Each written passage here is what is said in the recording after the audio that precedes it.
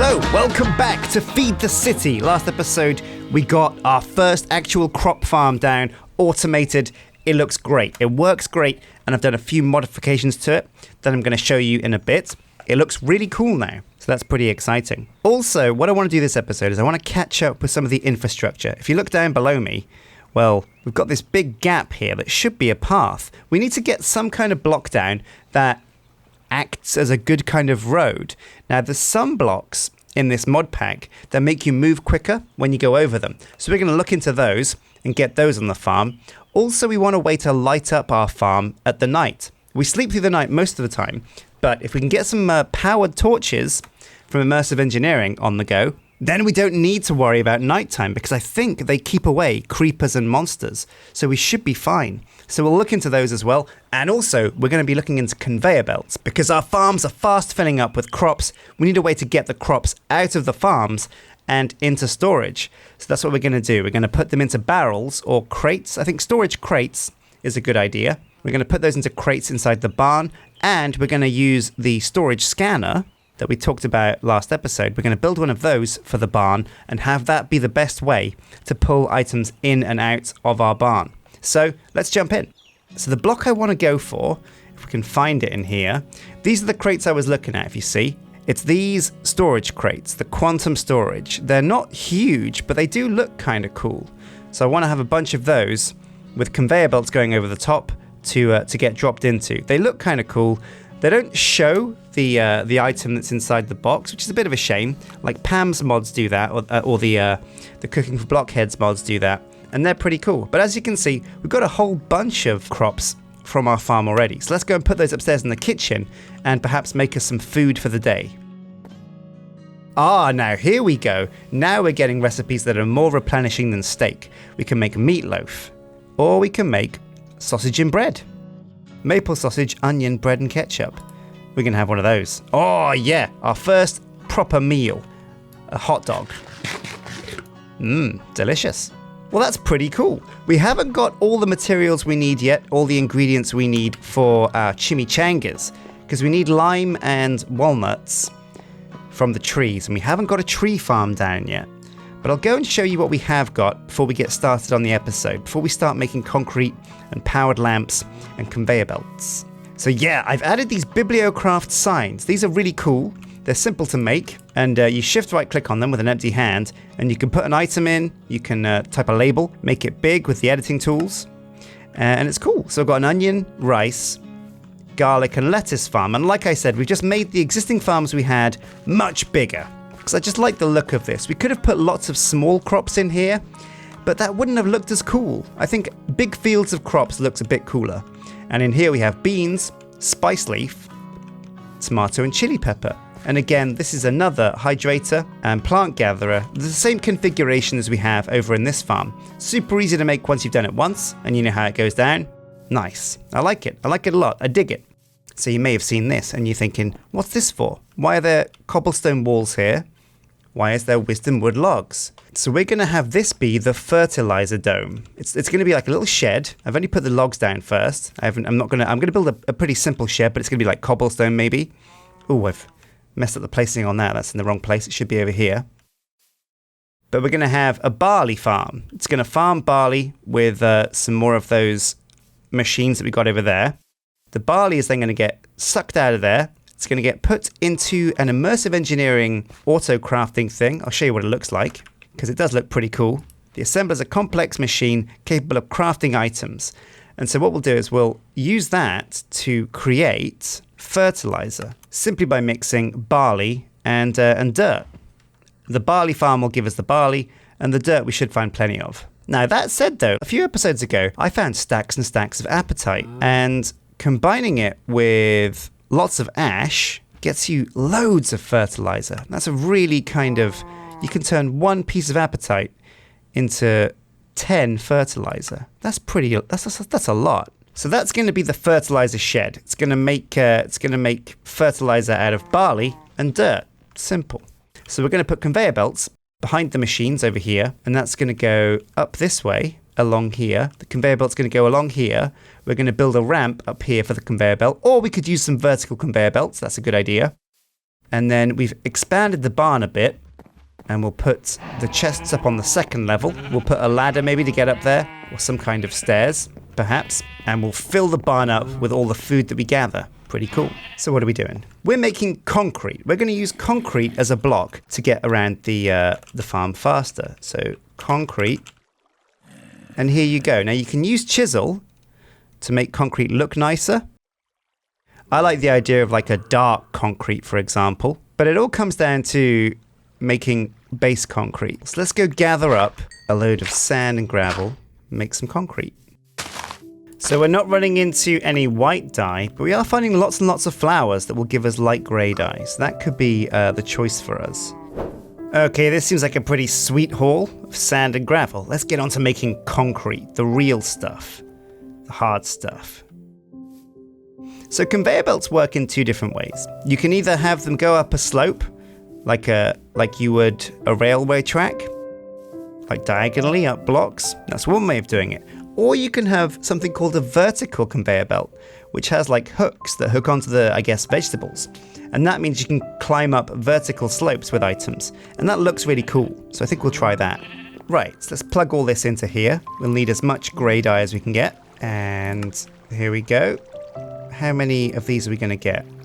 Oh, okay. 1, 2, 3, 4, almost 5 stacks of concrete. That should be good. But this is just concrete powder. We have to use this in a fluid transposer or a centrifugal separator. Whoops, no. Or a hydrator. Just add water and you can make your very own concrete. Submerge concrete powder into water by placing it next to water or letting it fall into water as a falling block. What does that mean? Does that mean we can toss it into like a pit? Like this? Oh, no, that didn't work, did it? What happens if we... Oh. Oh. Oh, no. That's ruined my well. But it's given me an idea. So we can basically just get some buckets, fill our paths up with water, drop the concrete powder onto it, and hey presto, we have exactly what we're looking for. Well, let's give it a test run, and then if this works and it's a good thing to walk on and it doesn't look too ugly, I will incorporate it into the rest of the farm. Yeah, all right. Okay, now this could quite possibly be the ugliest block I've ever seen, but oh my god. Super speed. Yes, please. So to make things interesting, we can dig up the concrete. Now let's find our diamond chisel and try carving this into a nicer looking block. So what kind of pattern do we want? I like light grey, small disordered tiles. Looks a bit like a cobblestone path. Cracked. Looks a bit cracked. We'll try the disordered tiles. Yeah, that looks a lot better. Bam. Okay, cool. Whoa, look at the speed we get. It's pretty awesome. Right, now night falls, which reminds me of the second thing we were going to do this episode. That is powered lanterns. Here we go. Powered lantern from Immersive Engineering. Oh, it requires a vacuum tube. I don't quite know how to make a vacuum tube, and I'm not sure how we get the blueprint for it. So maybe powered lanterns can wait until next time. And I think also I'm pretty excited about conveyor belts, so I'd love to get those on the go. So I've made some conveyor belts. I borrowed some from the city, so I should have some lying around, but we know the recipe to make them some more. It requires a lot of wool or leather or other things similar to that, but luckily enough we have plenty of all the things we need. Where is it though? There they are. Vertical conveyor belts, dropping conveyor belts. And what about regular conveyor belts? Where are they? What the hell? They just vanished. Man, story of my life. So anyway, ooh, look at these. Conveyor belt. Fast conveyor belt. Purple dye, clay, iron. Oh man, the dye. Is that just a different color or is it purple dye it has to be? I don't like when recipes use a specific kind of dye, because sometimes those are really hard to find. Anyway, Immersive Engineering conveyor belts. We don't care about redstone control. So to make these, oh, we can use probably from industrial foregoing, or we can use leather. I think we probably Probably plastic might be the one. So we're going to need some iron, some redstone. Okay, so 2.5 stacks. There is one final thing that we're going to want to do, and that is dropper add-ons. Now we could build hoppers and put those underneath the plant machines.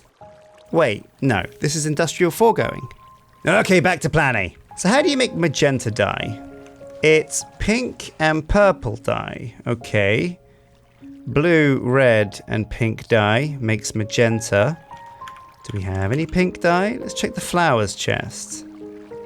One of these flowers might make pink. No.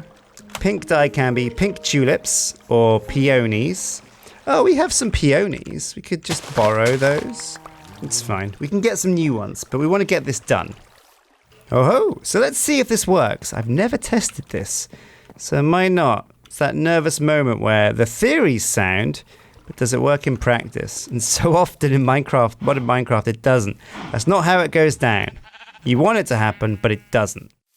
Okay, let's have a look. So the moment of truth. There's a whole bunch of fruit and beans and stuff in here.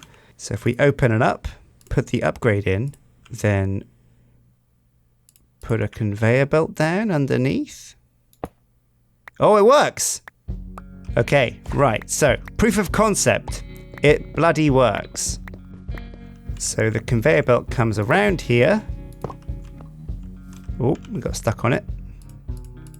Get some more down. Perfecto. And then we use the, whoops, getting stuck on the conveyor belt. Use the vertical conveyor belt to push them up now. That should work. Man, conveyor belts are really cool. Sweet. So let's just give it a test run. Let's pretend I'm a fruit. Doop doop doop, been picked from a tree. Here we go. Oh, this is nice. Very nice. Oh yeah. This is a nice little journey we're going on. Oh yeah. I wonder if I'm gonna get pulled up the vertical conveyor belt, or am I too heavy? Because they should work like ladders, right? Oh, yep, up I go. All right, sweet. So, phase 2 of our plan is complete. Now we need to go into phase 3, which is to craft some storage crates and drop the items into them. So we're gonna hit our barn, make another add-on for the other farm, and then make some storage crates. So the storage crates we want to make, now this isn't a simple recipe. It's 4 iron, this can be any chest, and wood planks. So we need wood galore. Right, let's do it. So we've only got 4 storage crates, but that's fine. When the time comes, we want to upgrade these to the next tier, which would be gold storage crates. And they're simple to make. They just need a bit of gold bars. The diamond ones, however, whole mama. Spending 4 diamonds per storage crate, it's going to get expensive. Expensive as hell. So we'll put this as a placeholder because we want stuff coming in from this side as well. We'll have the trees and things feed a conveyor belt that goes down that way. But for the time being, this is a pretty cool setup. I like it. So where are we going to array these storage chests? How about along the back of the farm? That sounds like a good idea to me. So we'll put the first 4 here. So we're going to have like the fir wood, whoops, go around the side like this. And we can do it the other side as well for when we expand the storage crates out to this side. So here we go. We'll have the conveyor belts go up over this way. And now we want to put dropper conveyor belts. What these do is they have like a little kind of trap door in them. Oh man, this is pretty tough. Tell you what, an engineer's hammer should fix this. At least I hope it will. I mean, yeah, there we go. Just keep right clicking until it goes the right way. Now, how I hope these work is that items will come along, it will try and put them in this storage chest. If it can't, the hatch won't open, so we'll go to the next one.